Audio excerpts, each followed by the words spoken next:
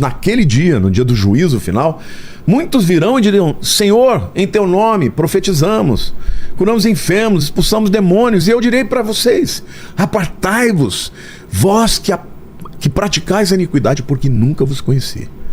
Ou seja, uma pessoa que não foi salva, que não entregou, não se rendeu, não creu que Jesus é o Senhor e Salvador, ela vai bater na porta e a porta não vai se abrir.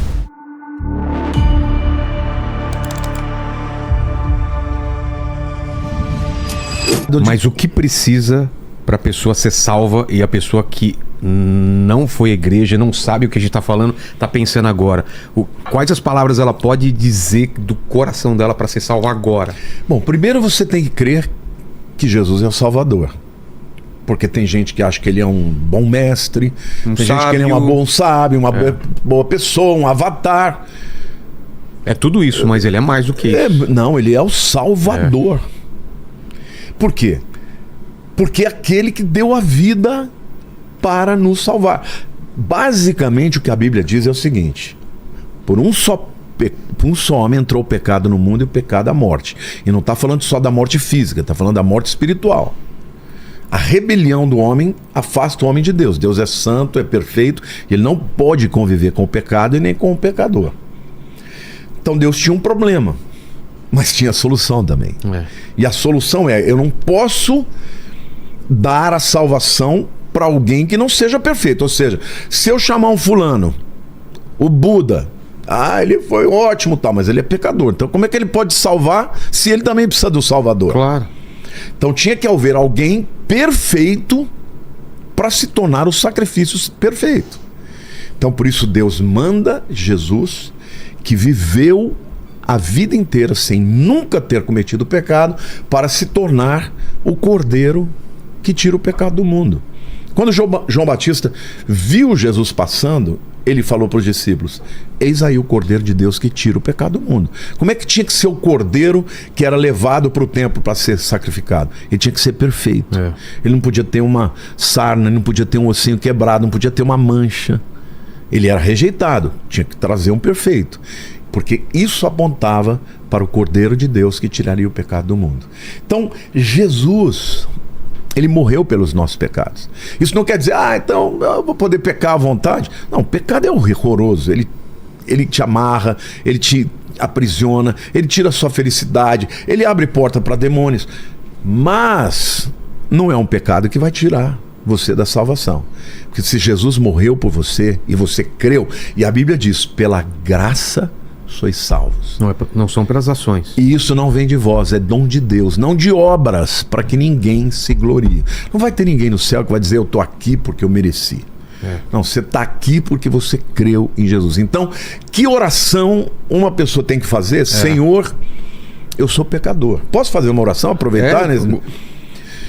Ore assim comigo, meu querido, minha querida. Diga: Senhor, eu sou pecador, eu sei disso. Eu faço muitas coisas que eu não gostaria. Eu peco em áreas que eu não concordo, mas muitas vezes eu não consigo vencer. Mas eu creio que o Senhor morreu naquela cruz pelo meu pecado. Eu creio que o Senhor foi justo nesta terra. Eu sei que o Senhor é o Filho de Deus que veio a este mundo para morrer pelos pecadores. E a tua palavra diz que eu sou salvo pela fé. Então agora você ore comigo, diga: eu te aceito, Jesus, como meu Salvador. Eu confesso que eu sou pecador, mas eu creio que eu vou ter vida eterna, porque o Senhor morreu no meu lugar pelos meus pecados. E se você orou assim, a Bíblia diz que o teu nome já está sendo escrito no livro da vida agora. Então Jesus é a porta, assim como ele é o caminho. Ou seja, você não vai entrar na presença do Pai sem que ele abra a porta, ninguém vai arrombar. Entendeu? Aliás, tem um texto que é muito pesado, que diz: naquele dia, no dia do juízo final, muitos virão e dirão: Senhor, em teu nome profetizamos, curamos enfermos, expulsamos demônios. E eu direi para vocês: apartai-vos, vós que praticais a iniquidade, porque nunca vos conheci. Ou seja, uma pessoa que não foi salva, que não entregou, não se rendeu, não creu que Jesus é o Senhor e Salvador, ela vai bater na porta e a porta não vai se abrir. Então, tem até a parábola das 10 virgens, né? A parábola das 10 virgens diz que o noivo estava para vir. E as virgens estavam com óleo na lâmpada. 5 virgens prudentes mantinham a lâmpada acesa porque estavam sempre trocando o azeite. E 5 não. E de repente ouviram dizer: olha, o noivo está chegando, o noivo está chegando. E elas saíram pedindo para as outras: me dá um pouco do seu óleo. E elas diziam: não posso, se eu der para você não vai ter para mim. Aí elas saíram para comprar. Quando elas voltaram, a porta já estava fechada. Então, o tempo para alguém receber a Cristo como Senhor e Salvador é o tempo da nossa vida. Após essa morte, acabou.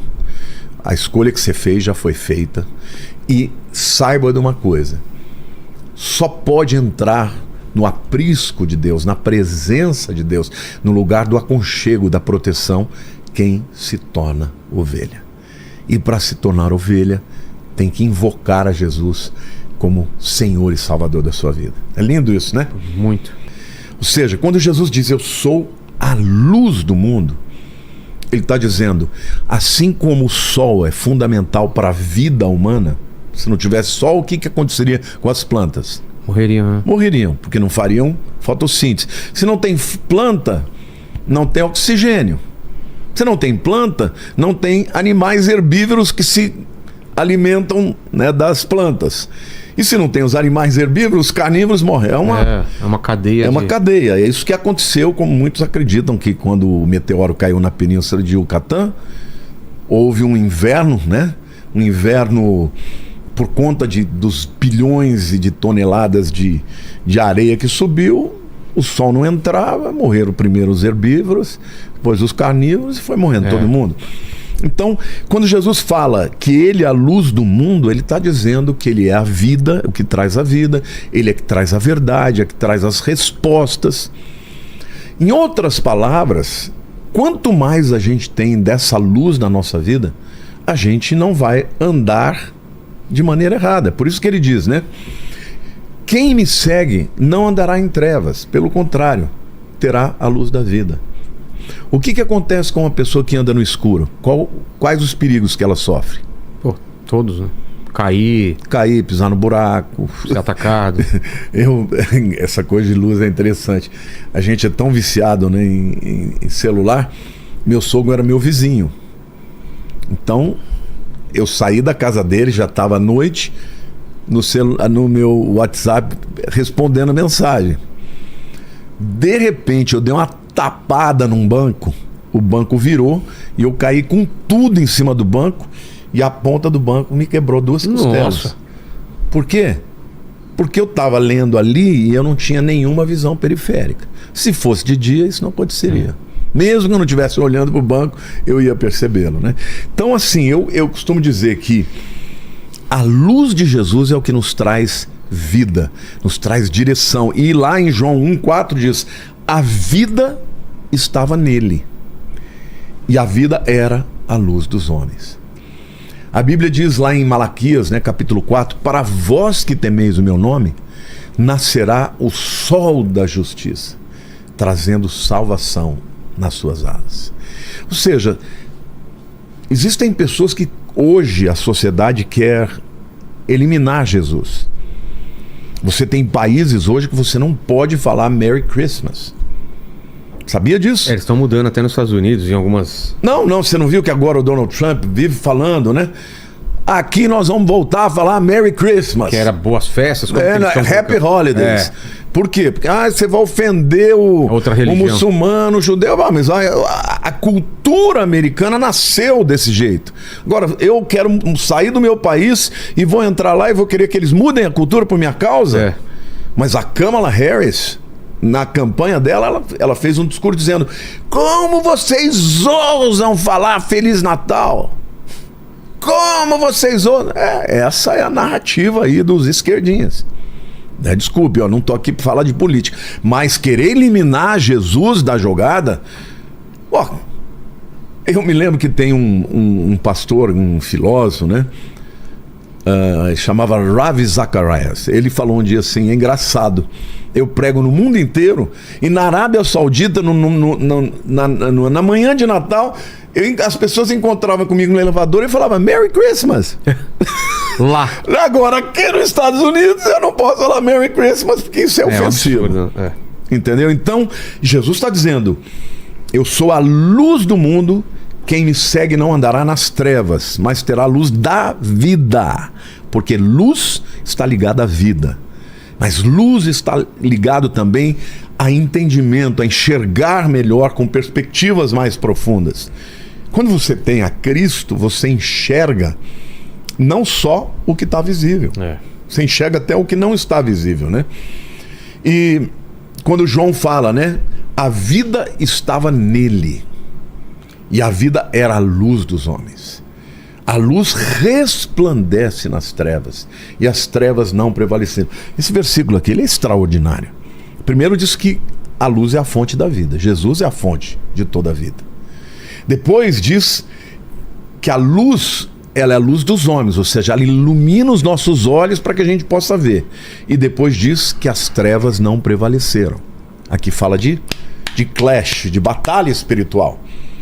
Então, eu queria dizer para você que está aí morrendo de medo do futuro, dizendo, o mundo vai acabar. Tá? Querido, a Bíblia é um livro maravilhoso, porque ela conta que a luz, que Jesus vai vencer as trevas. Tá ruim, tá acontecendo muita coisa ruim, mas a gente sabe o final da história. Final da história, Jesus vence, Jesus é rei dos reis, e todos que estiverem com ele vencerão também. Por isso que a Bíblia diz que nós somos mais do que vencedores em Cristo Jesus. Não é lindo isso? Amém. Bom, estamos em qual título agora? Agora vamos para o terceiro. Tá. Jesus diz: eu sou a porta.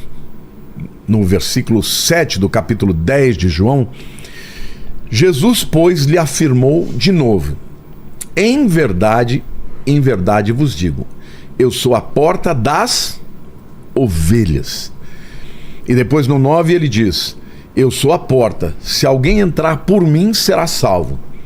Então entrará e sairá e achará pastagem.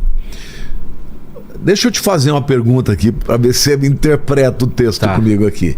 Quando Jesus diz: eu sou a porta das ovelhas, o que ele está dizendo? Está dizendo que o caminho é através dele. Sim, isso sim. Mas qualquer um pode entrar? Não, as ovelhas. Quem são as ovelhas? Quem aceitam Jesus como Salvador. Pronto. Ô, Lênin, eu vou sair porque ele já... Deixa que eu assumo aqui. Ele já pode assumir. Pastor Vilela. Por que isso é tão importante? A visão aqui, no tempo de Jesus, aqueles pecuaristas, né, que criavam as ovelhas, eles tinham o chamado aprisco, que era o quê? Era um piquete, onde as ovelhas estavam ali, dormiam ali. No dia seguinte, ele abria a porta, eles iam para os pastos. E o pastor ia junto para levá-las para o pasto, para comer, para beber, para descansar, procurava os arbustos onde eles podiam descansar e tal. O que Jesus está dizendo? Eu sou a porta das ovelhas. Ou seja, só entra aqui quem for minha ovelha. Qualquer outra pessoa que não tenha se submetido à verdade de que eu sou o pastor das ovelhas, não vai entrar. E nessa cultura existia, claro, um monte de feras que vinham para atacar os rebanhos. Então tinha leões, tinham lobos. E ele ainda diz, quando ele fala sobre a porta, ele está dizendo que é ele quem se interpõe ao inimigo e nós. Entendeu? Ou seja, em seguida no versículo 9 ele diz: eu sou a porta, se alguém entrar por mim será salvo, entrará e sairá e achará pastagem. Ou seja, quando você tem que estar guardado, ele é a porta que não vai impedir, que não vai permitir que ninguém entre. Mas quando você quiser sair, ele diz: você pode entrar e sair. Entendeu? Ou seja, uma relação com Jesus não é uma relação de prisão, é uma relação de liberdade. Ele deixa claro isso. Entrará, achará pastagem. porque ele tem alimento para dar. Mas também é ele quem nos protege dos ataques dos animais, dos ataques dos demônios, do ataque da vida. Todo dia, Vilela, todo dia. Eu tenho as pessoas, assim, só no meu Instagram é mais de 100 milhões de visualizações por dia. Assim, eu tento responder 100, 200 perguntas, mas a maioria é: pastor, como é que eu vou saber se eu estou salvo? Pastor, eu pequei, será que eu não perdi a minha salvação? É o tempo inteiro. O tempo inteiro. Ah, pastor, eu tenho pensamentos intrusivos. Será que eu não estou perdido? Posso responder? Claro, por favor, pastor Vilela. Só da pessoa já tá com essa preocupação, prova que ela tá salva. Porque quem não tá salvo nem se preocupa. Tá nem aí. Tá nem aí.